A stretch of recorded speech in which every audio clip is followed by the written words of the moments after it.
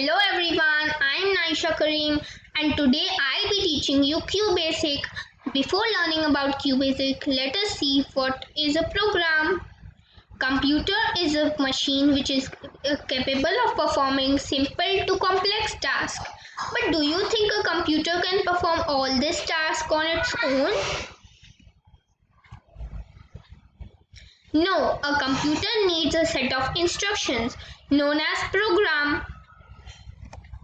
The people who program a computer are known as programmers or coders.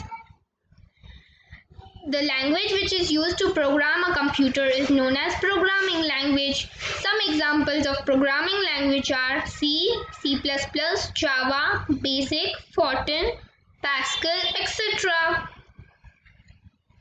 Basic is a language which is used by beginners. There are many editions of Basic such as GW, Basica and QBasic. And we will be learning about QBasic. QBasic is a language which uses English-like words and mathematical symbols. So let's get started to program with QBasic.